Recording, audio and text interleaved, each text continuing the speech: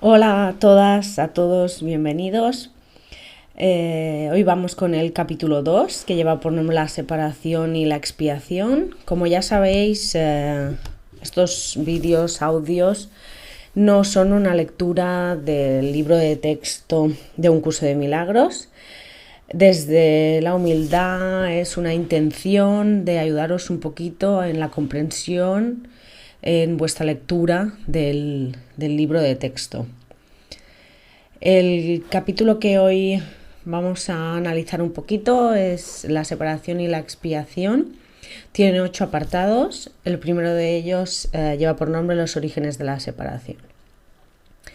En este apartado nos habla de, la segunda frase, en la creación Dios se extendió a sí mismo a sus creaciones y les infundió la misma amorosa voluntad de crear que Él posee.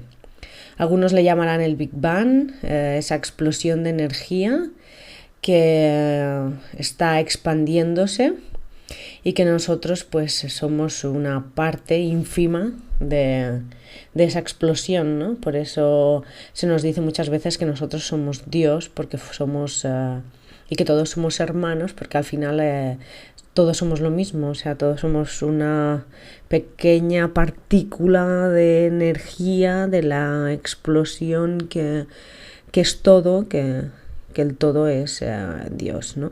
Entonces, si Dios es creativo porque se creó a sí mismo y se expandió para poder vivir y experimentar lo que Él era, pues el curso te dice que tú también lo eres, ¿no? Porque eres la misma energía, exactamente lo mismo, ¿no? Te dice eres creativo. El uso inadecuado de la extensión, o sea, de esa explosión, la proyección, tiene lugar cuando crees que existe en ti alguna carencia o vacuidad y que puedes suplirla con tus propias ideas. Eso es el ego. El ego nos dice que nosotros somos perfectos, igual que la materia que somos, que nos creó. Y el ego dice, ¿estás seguro, chico, que eres tan perfecto tú? Que yo te veo imperfecciones, ¿eh? Y entonces nosotros nos lo creemos. Y ahí empieza el error, el primer error, que es el de no creer lo que realmente somos, sino de creer ese ego que habla desde el miedo, ¿no? Explica en el punto 8, este proceso comprende los siguientes pasos. Primero, crees que tu mente, el ego, puede cambiar lo que Dios creó. O sea que si en esa explosión de luz tú puedes dejar de ser luz o puedes ser otra cosa que no eras en cuando te crearon. Segundo, crees que lo que es perfecto puede volverse imperfecto. Tercero, crees que puedes distorsionar las creaciones de Dios, incluido tú. Puedes creer que ese tú no es perfecto y lo estás distorsionando, evidentemente. Y cuarto, crees que puedes ser tu propio creador, que eso no puede ser, y que estás a cargo de la dirección de tu propia creación. O sea, que tu milésima parte o millonésima parte de esa creación, de esa explosión, pues no es el todo el que gestiona esa parte, y que te crees que tú eres un ente superior aparte de eso y que tú puedes decidir y que tú tienes que salvarte, que tú tienes que vigilar por ti. Y ahí empieza el problema. O sea, hay dos formas de vivir o de evolucionar. Una sería escuchando la mente recta, esa que tenemos tan olvidada, y la otra pues sería la mente esta del ego, que parte del miedo, porque esta creación, o sea, este proceso del que habla aquí, evidentemente parte del miedo, ¿no? Del miedo de sentirse solo y el de creer que estás separado y que no hay nadie más por ahí que te pueda ayudar. Eso lo titula o lo habla como separación o desvío hacia el miedo. Dice en el tercer punto, el jardín del Edén, la condición que existía antes de la separación, era un estado mental el que no se necesitaba nada. Cuando Adán dio oídos a las mentiras de la serpiente, o sea, a las tonterías del ego, lo único que oyó fueron falsedades. Tú no tienes por qué continuar creyendo lo que no es verdad, a no ser que así lo elijas. O sea, siempre es un buen momento para empezar a entender y a recordar lo que realmente eres y no lo que tú crees que eres. Lo que es más, en la Biblia se menciona que sobre Adán se abatió en un sueño profundo, mas no se hace referencia en ninguna parte a que haya despertado. Eso viene a significar que la separación es un sueño, es que es una película, es un invento, o sea, esta proyección, este mundo que te crees que ves, que es tu vida y que está lleno de gente y de sucesos, pues es un invento tuyo y no es real, del cual podemos despertar cuando queramos, ¿no? Los que habéis visto un poco o habéis estudiado un poco de física cuántica muchas veces dice pues que nosotros somos como una luz, ¿no? O un poco una película, ¿no? Nos proyectamos, o sea, según de dónde sale nuestra energía, entonces hay un proyector de película y lo que realmente vemos es la película proyectada, sería nuestra vida, ¿no? Y nuestra vida puede cambiar mucho según si proyectamos desde la luz del miedo, o sea, si la luz que da este proyector es el miedo, o la energía, la luz que da al proyector de la película para que salga es desde el amor, ¿no? Y desde la mente recta. Sigue este primer capítulo diciendo: si de repente se enciende una luz cuando alguien está teniendo un sueño aterrador, o sea, entendemos que Adán se puso a dormir y no se despertó, dice la Biblia, ¿no? Y eso es lo que estaríamos haciendo nosotros, o sea, la vida que estamos viendo es una película, un sueño que está soñando ese Adán que se puso a dormir en el Edén y allí está, y está tan tranquilo, dormidito, ¿no? Entonces lo que hay que hacer es ir despertándolo un poco, porque esto ha venido a ser al final una pesadilla más que un sueño agradable. Y nos dice que eso hay que hacerlo muy poquito a poco, ¿no? Cuando nuestro hijo tiene una pesadilla o bueno, cualquier amigo nuestro tiene una pesadilla y lo queremos despertar, lo que no vamos a hacer es darle un golpe así. Evidentemente queremos que salga del sueño en el que está, pero no le vamos a dar un golpe porque seguramente lo asustaríamos muchísimo. Él está inmerso en su sueño y se cree que aquello es real, y si lo despertáramos de golpe pues lo podríamos asustar, ¿no? Y esto es un poco lo que dice aquí, ya casi al final del capítulo, de los orígenes del apartado de los orígenes de la separación. Si de repente se enciende una luz cuando alguien está teniendo un sueño aterrador, puede que inicialmente interprete la luz como parte de su sueño y tenga miedo a ella. Sin embargo, cuando despierte, la percibirá correctamente como su liberación del sueño, al que dejará entonces de atribuir realidad. O sea, dejaremos de darle realidad a esta película que estamos viviendo, a este sueño, pero este despertar tiene que ser muy, muy, muy, muy tranquilo y con mucha calma para que no nos asuste. La paz es un atributo que se encuentra en ti y no puedes hallarla fuera de ti mismo. O sea, despertar, vamos a despertar, porque Dios nos deja libre albedrío, pero nos pone límites a nuestra tontería. O sea que no hay más opción. Por eso te dice que el curso de milagros es un curso que es obligatorio.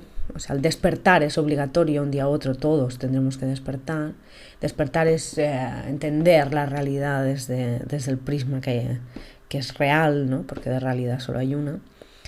Lo que pasa es que estamos tan inmersos en este sueño pues que nos cuesta mucho despertar de él, ¿no? Pero esta sería los orígenes de la separación, o sea, el inicio, donde empezamos a desviarnos hacia el miedo y olvidamos realmente lo que éramos. Creímos que éramos algo que no éramos. El segundo apartado habla de la expiación. El mundo de la separación es este mundo que proyectamos, es esta vida, ¿no? que tenemos. Lo primero que hacemos es juzgar. Estamos juzgando absolutamente todo. Si el vecino hace eso, si mira que mi hijo no hace lo otro, que el marido... O sea, estamos criticando y juzgando siempre lo que hacen los demás, cuando ese es el primer error, porque eso significa que creemos que sabemos qué es lo que tienen que hacer los demás y realmente no sabemos ni lo que tenemos que hacer nosotros. Como somos creadores, nosotros creamos nuestra realidad cuando, proyectamos nuestra realidad cuando ponemos atención en algo. O sea, y no hay nada más fuerte o que involucre emoción e intención y pensamiento que sea un juicio. En el juicio lo involucramos todo, le ponemos emoción porque nos da mucha rabia o aquello no nos gusta, y le ponemos sentimientos, le ponemos el pensamiento y entonces estamos creando. O sea, cada vez que juzgamos, creamos. O sea, no hay ni un pensamiento del Hijo de Dios que quede en vano. Y entonces nos vemos obligados, no tenemos más solución ni más camino que volver a vivir todos y cada uno de aquellos juicios que realicemos. O sea, el mundo de la separación nunca podrá acabar mientras nosotros no dejemos de juzgar. Y ahí está el kit de la cuestión. Dice, antes de la separación los actos eran innecesarios porque no existía la creencia en el tiempo ni en el espacio. Fue solo después de la separación cuando se plantearon la expiación y las condiciones necesarias para su cumplimiento. O sea, el tiempo y el espacio son requisitos básicos para experimentar. O sea, en el mundo que nos proyectamos nosotros vivimos evidentemente en un tiempo y un espacio que en este momento pues sería el ahora y el aquí. Si no tuviéramos que revivir nuestros juicios, si no tuviéramos que poner en práctica todos aquellos juicios que hicimos para poder perdonarlos de alguna manera o verlos desde otro prisma, el tiempo y el espacio no sería necesario. La expiación sería el olvido, el borrar, ¿no? Todos esos errores, todos esos juicios que nosotros realizamos. O sea, sería como un borrado, ¿no? No sería un perdón, porque no hay nada que perdonar. O sea, Dios no perdona porque no entiende ninguno de nuestros juicios, porque Él no juzga, entonces no tiene capacidad para entenderlos, ¿no? Entonces, dice, la expiación es la lección final. O sea, ni actos, ni juicios, ni pensamientos, ni nada. O sea, Dios no va a juzgar absolutamente nada de lo que nosotros hacemos, porque Él sabe que nosotros lo que estamos es experimentando, porque Él quería que nosotros nos experimentáramos.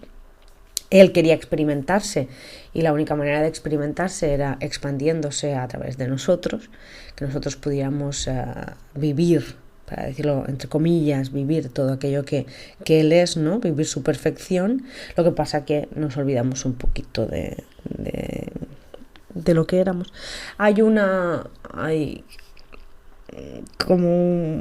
Me gusta mucho como un cuento que dice que, o sea, nosotros somos como una luz, ¿no? Una parte de Dios, ¿no? Una lucecita que la enviaron en medio de la nada, de la oscuridad, como si estuviéramos en medio del cielo.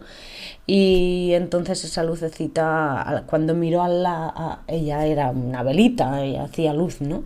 Pero claro, cuando miraba a su lado solo había oscuridad, y entonces se da cuenta pues que dice, oh Dios, me has abandonado, ¿no? Me has dejado aquí.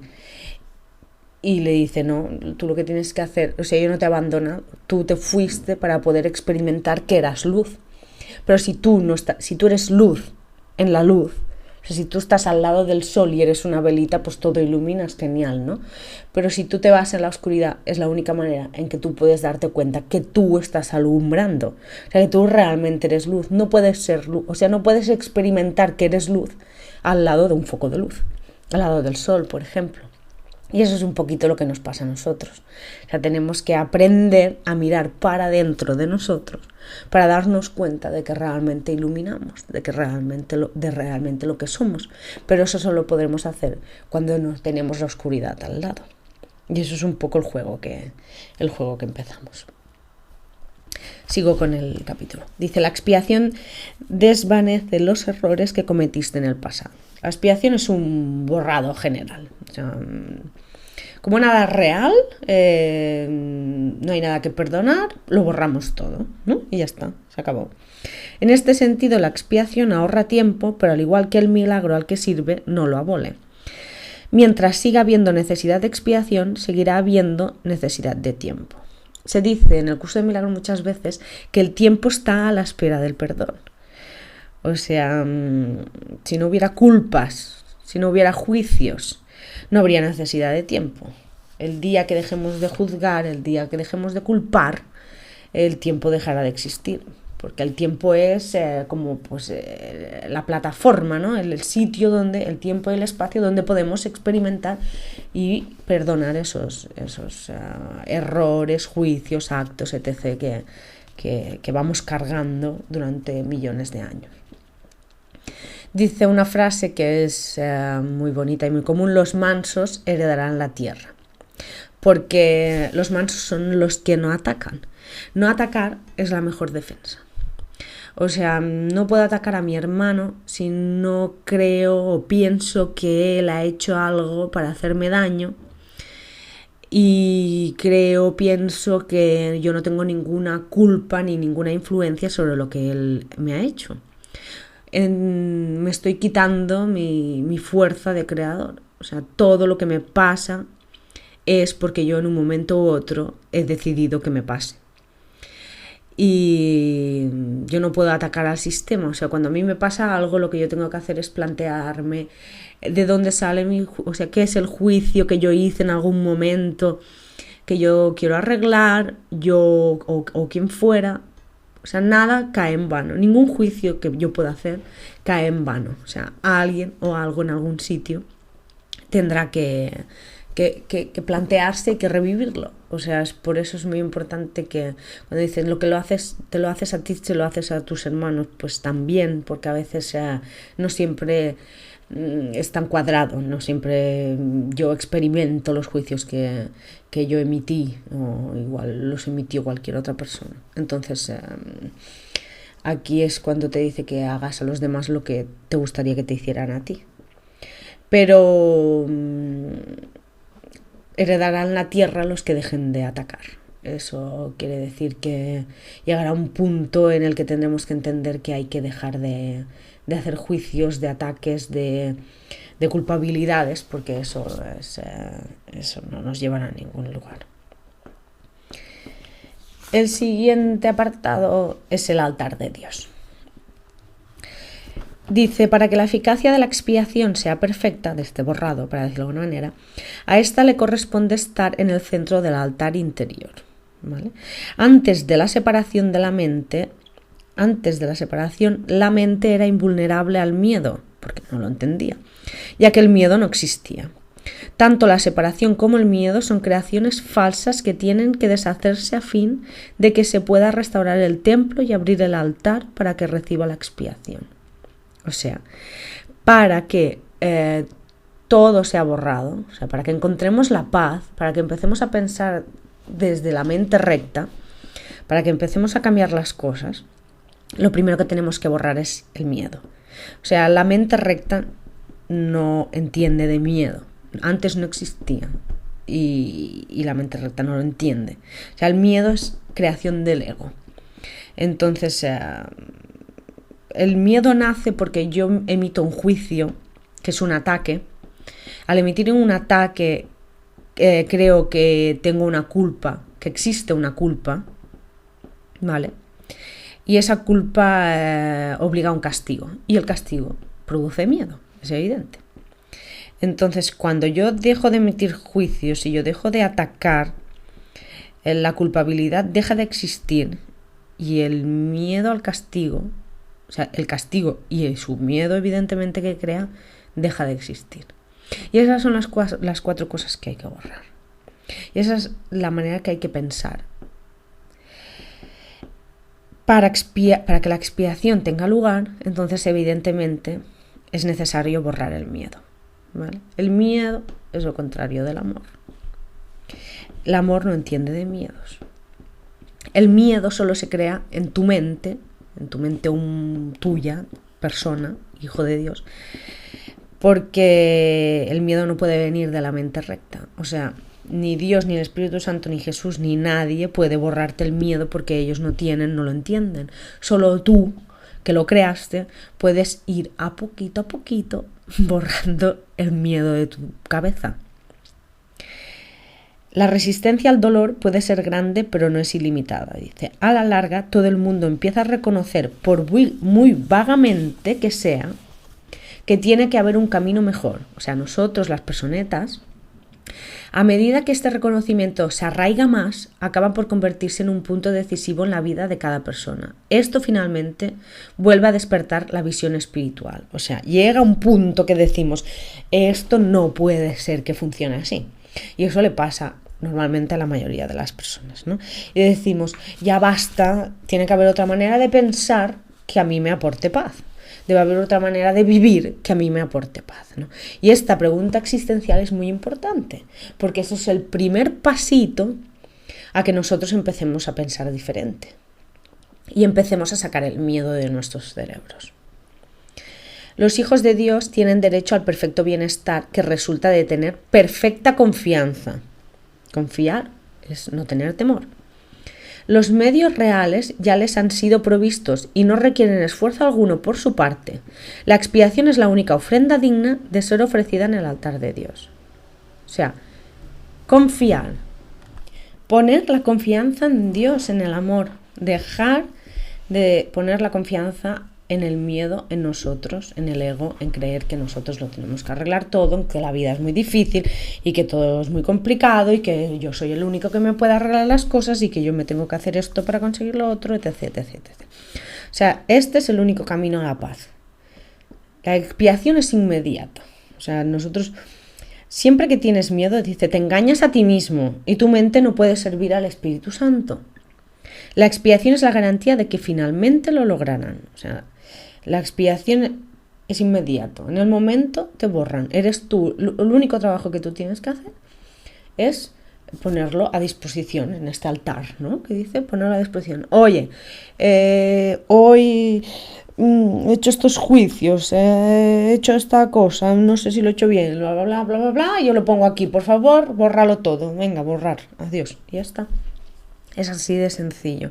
Pero sacar el miedo, o sea, no empezar a pensar, uy, si esto me va a dar el otro, esto me saldrá por allí y mañana esto quizá me lo dice mi jefe, me va a culpar de esto y esto pues va a tener este castigo. Así que no, borrar, lo pongo aquí y lo borro de mi mente, se acabó el miedo.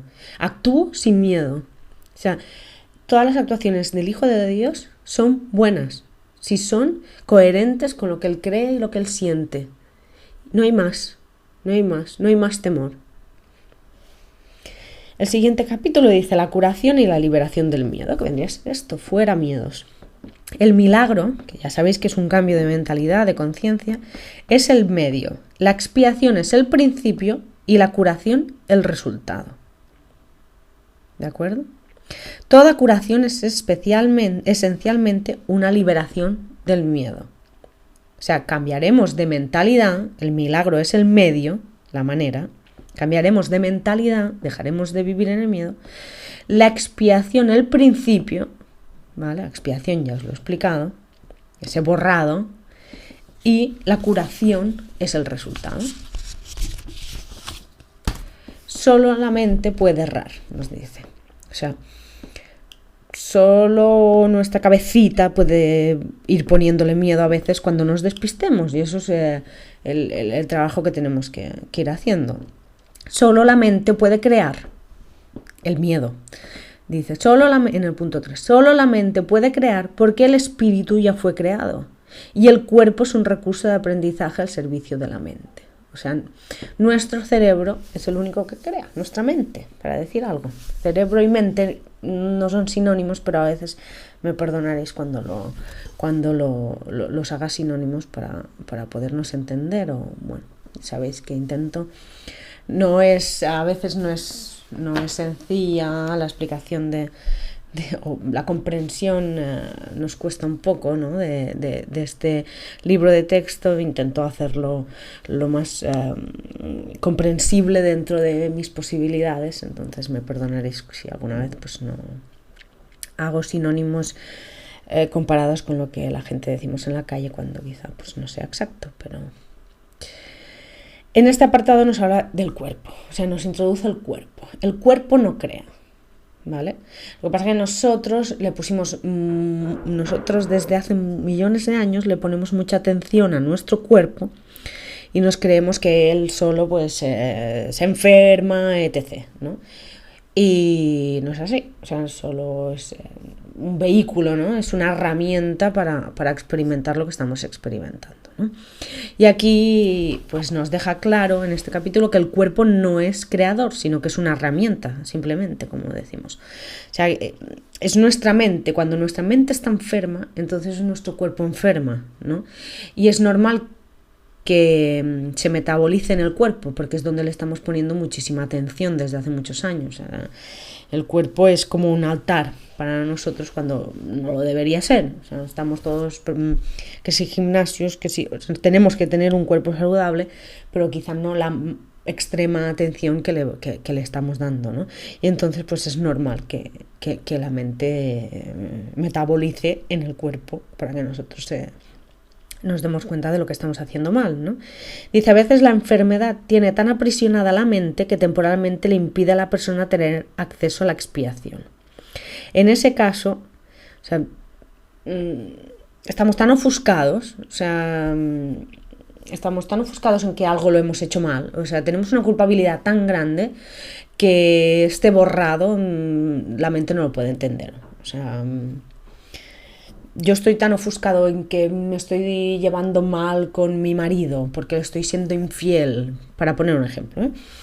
Y o sea, no puedo entender que se me pueda perdonar ese hecho que yo estoy haciendo, ¿no?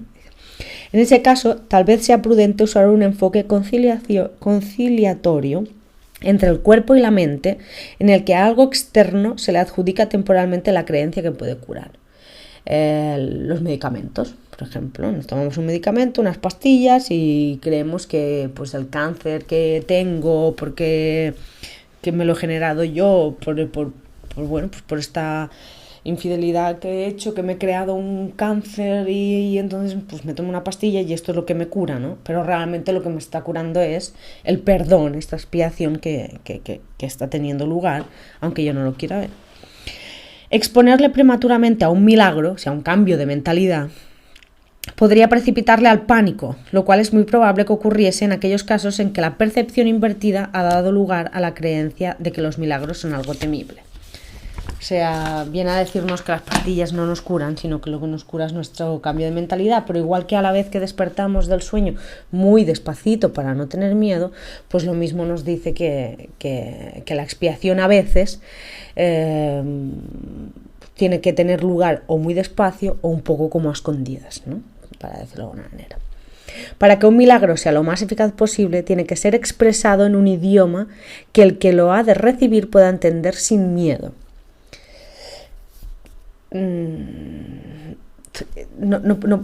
Los milagros no tienen lugar, o sea, los cambios de mentalidad no tienen lugar cuando nosotros tenemos miedo. Eso es normal. Significa, no obstante, que ese es el más alto nivel de comunicación de que es capaz ahora. Cada cosa tiene su lugar. Los maestros llegan cuando los alumnos tienen que escuchar a aquel tipo de maestro, a aquel lenguaje, y todo tiene lugar en el momento en que tiene que tenerlo. Y eso es un poco lo que explica aquí, ¿no? El quinto apartado habla sobre la función del obrador de milagros, ¿no? Primero, en la primera parte del texto nos hace un poquito un resumen de lo que se ha expuesto anteriormente, o sea, ¿no? De la curación, de la enfermedad y del cuerpo y de la mente, ¿no? Y luego habla, los milagros son expresiones de una orientación milagrosa, y una orientación milagrosa no es otra cosa que una mentalidad recta, lo que hemos venido hablando. Sin embargo, el milagro no tiene que esperar a que el que lo ha de recibir goce de una mentalidad recta. De hecho, su propósito es restituirle una mentalidad recta. El obrador de milagros sí que tiene que tener una mentalidad recta, si no es imposible que logre ningún milagro. O sea, la única responsabilidad, dice, del obrador de milagros es aceptar la expiación para sí mismo. O sea, es genial, nos dice que todos podemos hacer milagros, ¿no? Solo hay que borrar el miedo de nuestros pensamientos. O sea, en el momento que nosotros borramos el miedo de nuestros pensamientos, que la expiación llega para nosotros mismos, nosotros somos capaces de hacer milagros. No el que recibe el milagro tiene que estar pensando en mente recta, sino que nosotros podemos restituirle su mente recta en el momento del milagro. Dice, al negarle a tu mente cualquier potencial destructivo y restituir de nuevo sus poderes estrictamente constructivos, o sea, al borrar el miedo, te colocas en una posición desde la que puedes eliminar la confusión de niveles en otros. El mensaje que entonces les comunicas, esto es genial, es el hecho irrefutable de que sus mentes son igualmente constructivas y de que sus creaciones falsas no pueden hacerles daño. Lo hemos visto 1000 veces. Cuando nosotros vemos a alguien que lo tiene tan claro, que tiene algo tan claro, que vive en paz, que tiene una mentalidad recta, que ves que es feliz, quizá no entiendas, pero transmite aquello. Y ves que tú también eres capaz de conseguir aquello. Eso no. Dice, si él puede, cuando el maestro nunca infundirá miedo, nunca, ni infundirá que él es especial, nunca, porque el maestro sabe que todos somos iguales. Entonces, cuando tú ves un maestro que te dice que tú, y lo ves calmado, y lo ves tranquilo, y lo ves feliz, y lo ves con su mentalidad, y te dice, tú también puedes conseguir lo mismo, porque tú eres igual que yo, porque tú puedes conseguir lo mismo. Ahí nace un milagro, porque a ti te está cambiando la mentalidad. Y tú quizá no nacías, o no llegabas a esta conversación, o a esta persona, o a ese momento con una mentalidad recta, pero te la está abriendo, Y este es el hacedor de milagros.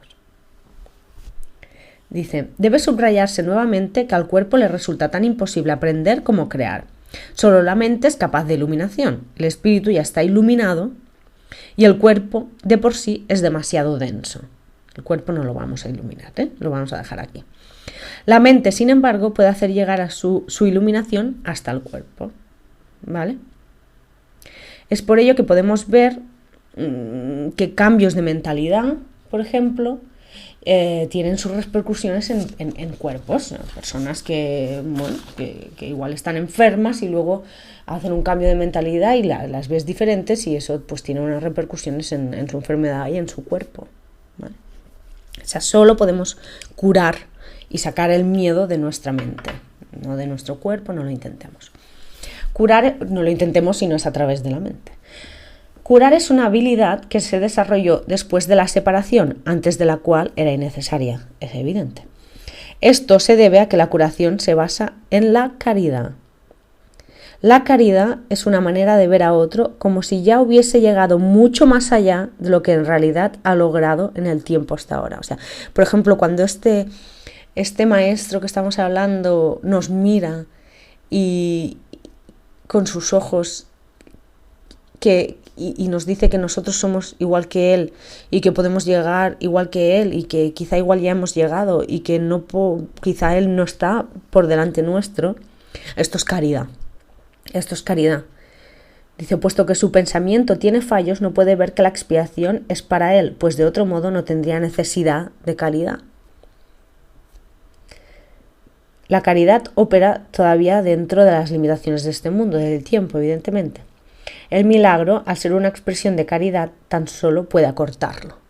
O sea, estos milagros, estas expresiones de caridad van acortando el tiempo. Porque lo que alarga todo este tiempo, estos millones y millones de años que llevamos haciendo juicios y llevamos teniendo culpas y todas estas cosas, requerirán millones y millones de años de limpieza, de expiación, de borrar mentes, de limpiar, etc, etc, etc, ¿no?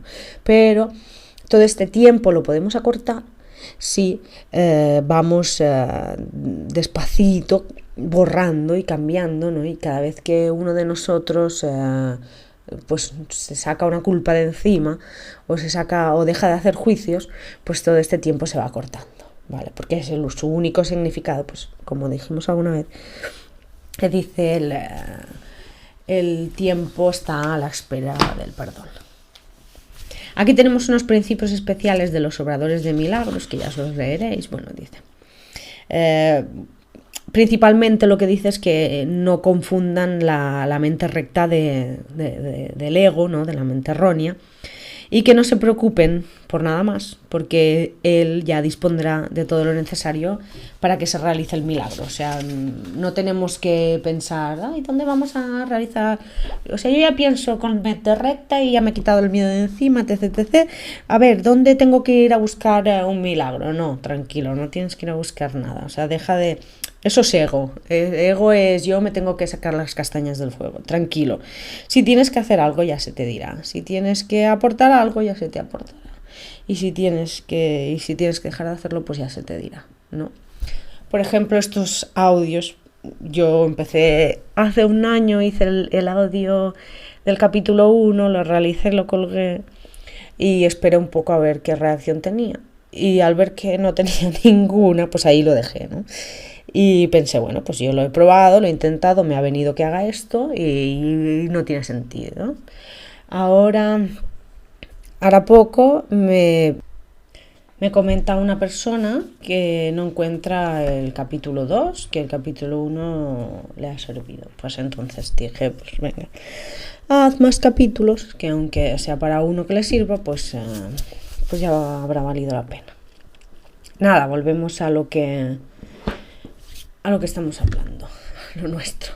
Dice en este capítulo de principios especiales de los oradores de milagros, pues nada, la frase Padre, perdónalos porque no saben lo que hacen, no evalúa en modo alguno lo que las personas en cuestión estén haciendo.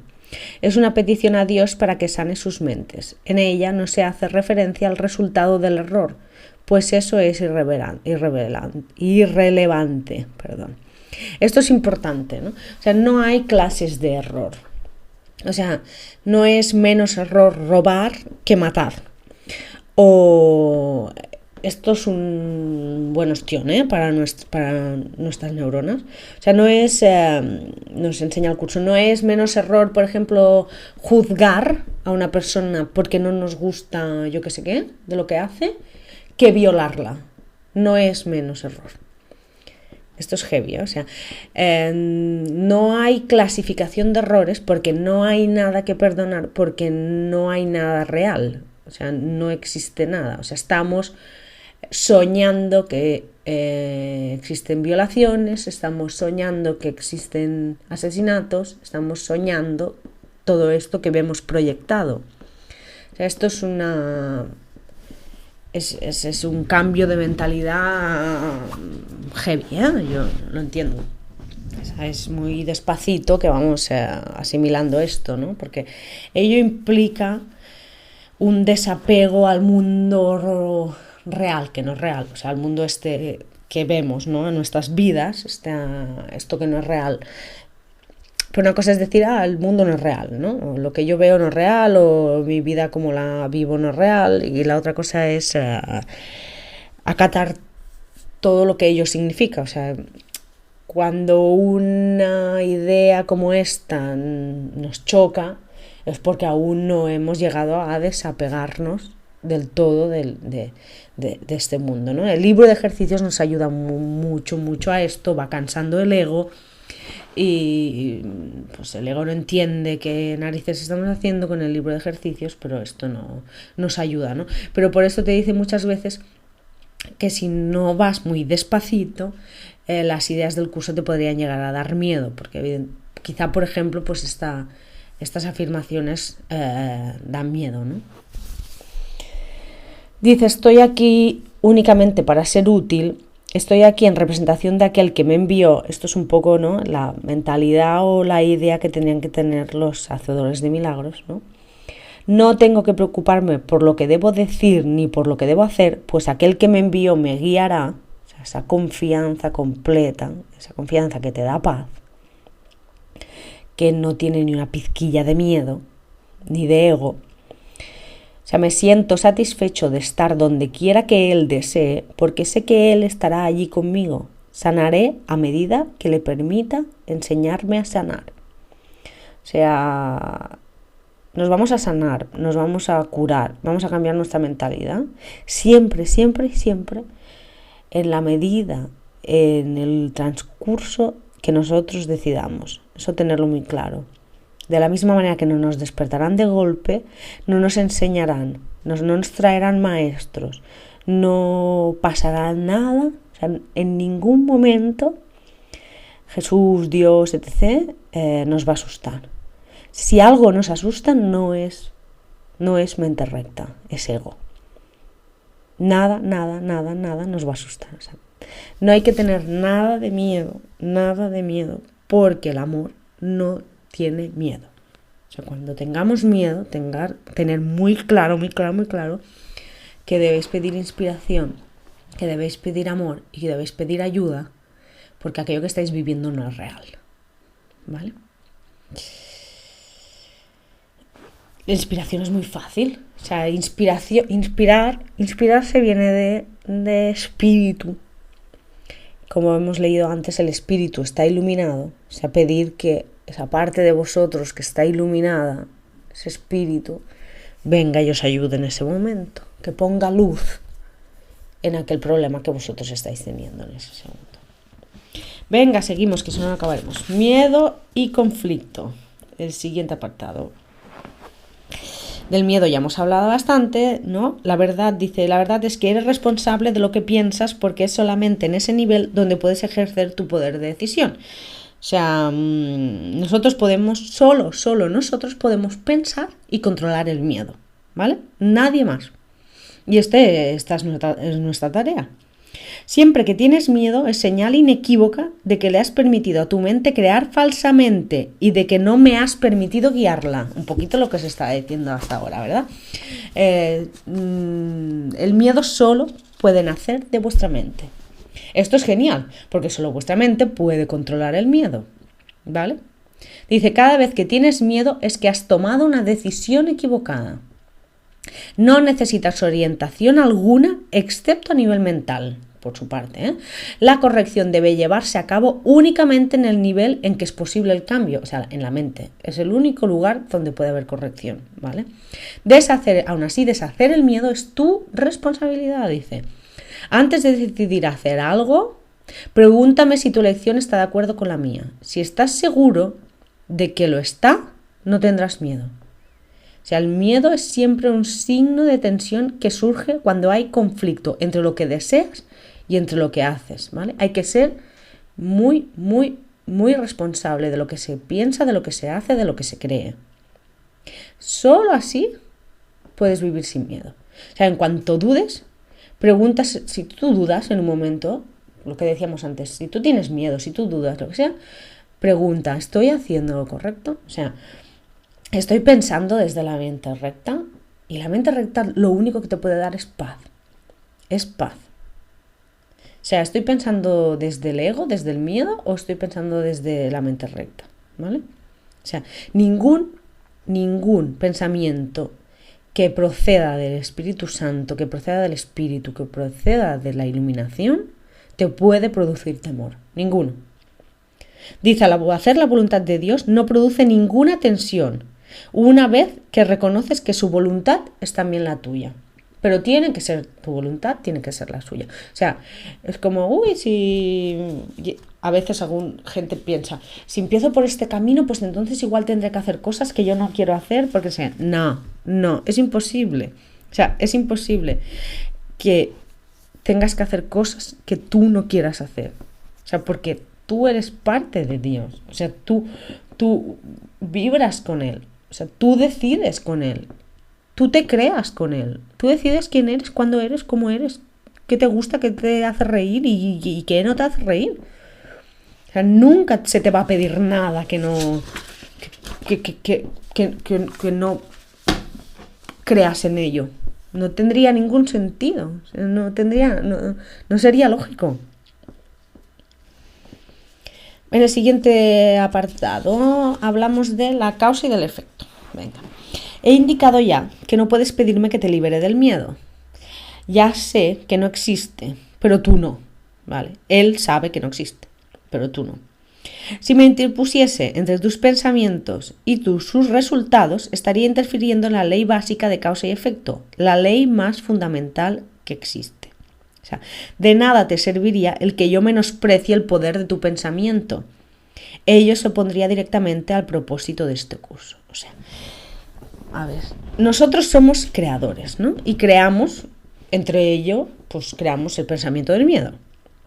O sea, si Jesús o Dios o quien fuera creador, igual que nosotros, interfiriera en ello, o sea, interfiriera en nuestro proceso de creación, estaría menospreciando nuestro pensamiento. Y nuestro pensamiento y a la humanidad y a todos, para decirlo de alguna manera, ¿no?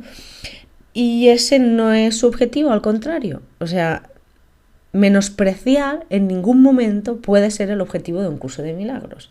Al contrario, el objetivo es empoderarte, o sea, darte tu poder. O sea, él no te dirá, o sea, tú eres creador y tú crees el miedo. Genial, pues allá tú, ¿no? Si quieres que te ayude, yo lo que haré es decirte, oye, tú eres creador y de la misma forma que creas el miedo puedes crear otras cosas, ¿vale? Y crear el miedo no te va a ayudar en nada. Y ahí está mi enseñanza. Yo no me voy a poner en medio de tu creación porque te estaría menospreciando. O sea, yo soy creador igual que tú. Y como yo soy exactamente igual que tú, yo no me puedo meter en lo que tú crees o dejas de crear, porque es tu responsabilidad, es tu decisión y yo no puedo hacer más que respetarla. Porque si Dios hace algo por encima de todas las cosas, es respetarnos. O sea, él no entiende de miedos, pero si tú lo creas, pues allá tú, ¿vale? O sea, él lo único que puede hacer es empoderarnos y decirle, chico, acuérdate que tú estás creando, ¿eh? O sea, ahora te has creado el miedo y estás cagado de miedo y ahora me llamas porque no tienes manera humana de salir de ahí donde estás muertito de miedo, ¿vale? O sea, yo no vendré y cortaré el miedo de tus pensamientos, porque yo eso no puedo hacer, yo te respeto. Pero la única manera que te puedo ayudar es susurrándote muy flojito para que no te cagues más de miedo aún, al iluminarte y al despertarte en otra película completamente diferente, que te cagarías de dónde películas estoy. La única manera que tienes es ir susurrándote al oído que puedes crear otras cosas y dejándote a ti experimentar la creación de esas cosas, ¿vale? Dice, no puedo permitir que dejes de vigilar a tu mente, ya que de otro modo no podrías ayudarme. O sea, eso es lo que se te pide, que te controles y que la reeduques. Por eso hay 365 ejercicios para que poco a poco pues vayas reeducando tu mente despacito, despacito, ¿vale? Tanto el milagro como el miedo proceden de pensamientos, ¿vale? Al elegir el milagro, rechazas el miedo, aunque sea temporalmente. O sea, todo tiene causa y efecto. Elijo el milagro, rechazo el miedo. Tienes miedo de Dios y de mí y de ti mismo. Este debe ser ya, pues quizás el sumum, ¿no? de esta separación, cuando creímos, ¿no? Que nos habla en este capítulo de la separación, cuando creímos que nosotros un día, pues yo pensé que yo estaba solo, yo pensé que yo tenía que salvarme a mí, que yo pensé que aquí no había nadie más, y entonces me cagué de miedo y empecé a proyectar en el miedo y pues ya a la culpa, a un castigo y etc, ¿no? Y entonces empezamos a tener miedo pues de Dios, de ti mismo, porque tú no sabes quién eres y hasta tienes miedo de ti, tienes miedo de Dios, porque la religión aquí también ha ayudado mucho, ¿no? Pues un papel muy importante de Dios es aquel que está ahí arriba y pues el día que te vea te vas a cagar porque te va a juzgar y tal. O sea, dice, nos has percibido erróneamente o creado falsamente y crees en lo que has fabricado. O sea, no... Y tienes miedo de ti mismo, evidentemente, porque tú eres una parte de esta energía universal, dilo como quieras, de este Dios, del campo, tú eres una parte de todo. O sea, tienes miedo hasta de ti. No habrías podido hacer nada de eso si no hubieses tenido miedo de tus propios pensamientos. Los temerosos no pueden sino crear falsamente, puesto que perciben erróneamente la creación. O sea, Cuando creas falsamente no puedes sino sufrir. Y el principio de causa y efecto se convierte ahora en un verdadero catalizador. Tu base es completamente errónea. O sea, el mundo que crees que ves es completamente erróneo. Tu creador nunca puede ser malo. O sea, no tiene ningún sentido. Piénsalo fríamente. ¿Tú crees que Dios es malo? O sea, que Dios dice, voy a matar a esta gente aquí y ahora me voy a cargar aquello allá y no sé qué. No existe. O sea, tú le rezas a Dios, ay, por favor, sálvame de esto, sálvame del otro, mira qué me ha pasado. No sé qué. No entiende nada. Porque él pues vive allí como Adán, ¿no? Pues en su bola, tranquilo, feliz, en abundancia y esa es la manera. Eres tú el que estás soñando una película, un sueño aparte, pero él no entiende nada de lo que estás diciendo. Y mejor que no lo entienda, porque si lo entendiera, si lo pensara mínimamente, lo podría crear. Pero como no lo piensa ni lo entiende, no lo puede crear. Y esto nos salva, chicos, porque si no estaríamos arreglados. Dice, el conflicto fundamental en este mundo es, pues, entre la creación y la creación falsa, ¿vale? O sea, lo que es la creación real y la falsa. Todo miedo está implícito en la segunda, o sea, la falsa, y todo amor en la primera. El conflicto es, por lo tanto, entre el amor y el miedo. Qué bonito, ¿eh? O sea, nosotros creamos el miedo, solo nosotros, nuestras mentes, ¿vale? La verdadera solución descansa enteramente en alcanzar el dominio por medio del amor. O sea, no debemos luchar contra el miedo. Porque cuando luchamos contra algo le ponemos atención y lo agrandamos y lo creamos, ¿vale? El miedo no es nada realmente y el amor lo es todo. Siempre que la luz irrumpe en la oscuridad desaparece.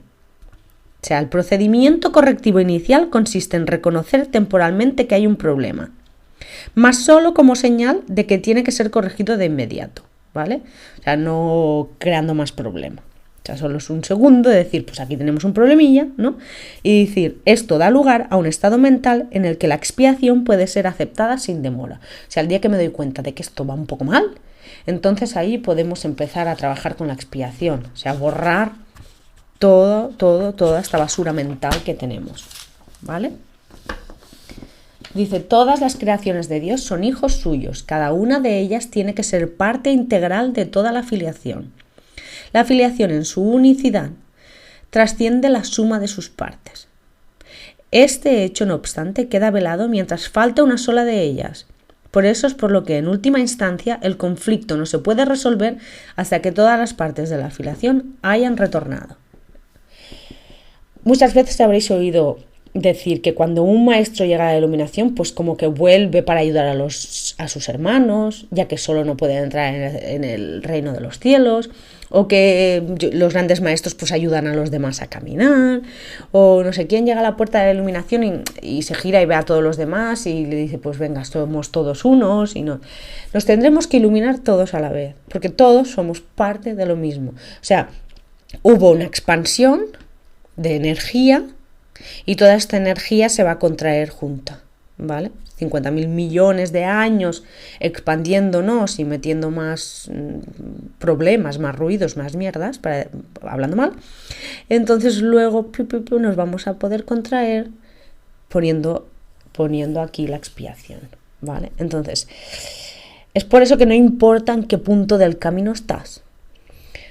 No importa si estás súper iluminado o no lo estés. No importa nada. Lo importante es que camines. O sea, que vayas evolucionando. Y entre todos nos ayudemos. Porque uno solo no se va a salvar. O sea, todo este proceso lo vamos a hacer juntos. ¿Vale?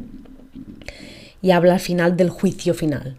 El juicio final es el día que no habrá más juicios. Que no habrá más juicios, ni más culpabilidades, ni más castigo, ni más invento de negatividad, ni más nada de todo esto, ¿vale? Dice, de ello se desprende también que lo que haces por tu cuenta es real para ti, mas no lo es en la mente de Dios, lo que hablábamos antes, ¿eh?